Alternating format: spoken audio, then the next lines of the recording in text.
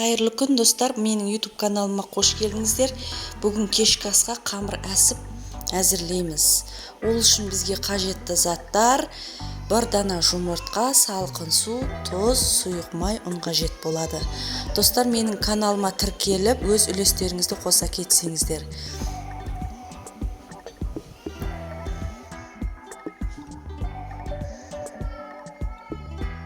Ең алдымен ыдысымызға бір дана жұмыртқамызды, тұзымызды, суымызды, сұйық майымызды, ұнымызды салып, үстінен ұн салып, жақсылап араластырып, үйі қанғанша елейміз. Қамырымыз қаттылау болуы қажет. Өйткені бұл қамыр әсіпті 1 сағат көлемінде пісіреміз. Қамырымыз былжырап езілмеу керек. Достар, бұл қамыр әсіпті жасап көрулеріңізге кеңес беремін.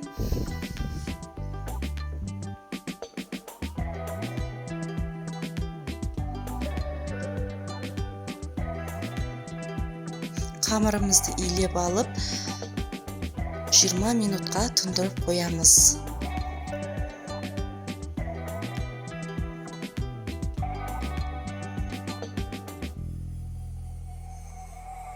Достар, мен бұл қамыр әсіптің ішіне салмасына қой еті менен жылқы етін араластырып, мясорубкадан өткізіп алдым.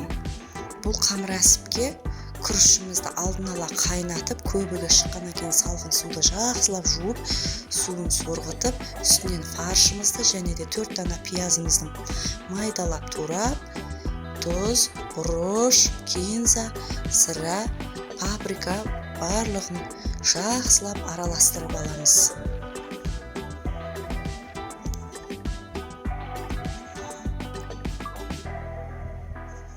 Зірені осылай қолменен езіп аластыр. Сонда қамыр әсіптің дәмі өте дәмді болып шығады.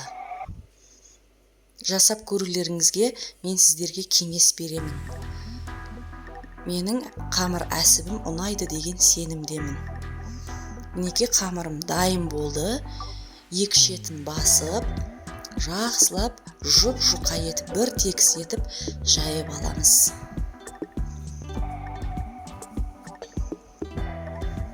Қамырымыз жұқа болуы шарт. Өйткені бұл қамыр әсіп 1 сағат көлемінде қайнап піседі.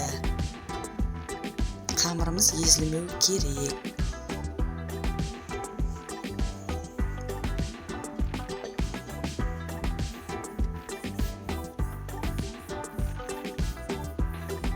Үйі қанған қамыр бір текіс әдемі болып жайылады.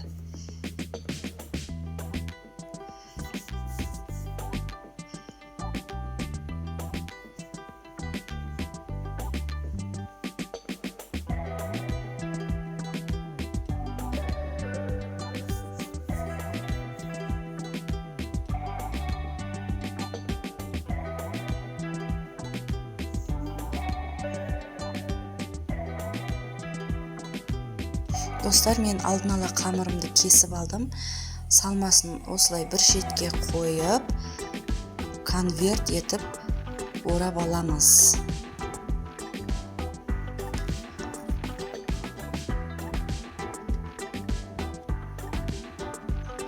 Бірінші бір шетін, 2 шетін басып, осылай орап, мен көрсеткендей жасайсыздар.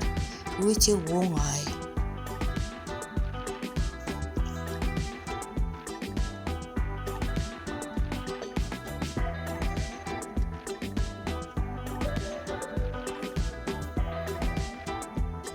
Мантаварканың лесін жақсылап майлап, қамыр әсіптерімізді теріп, бетін міндетті түрде сұйық маймен майлайсыздар. Достар, осындай жып-жылтыр әдемі қамыр әсіп шығады.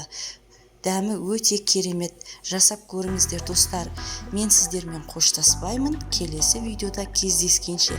Егер менің видеом ұнаса, комментария қалдырыңыздар.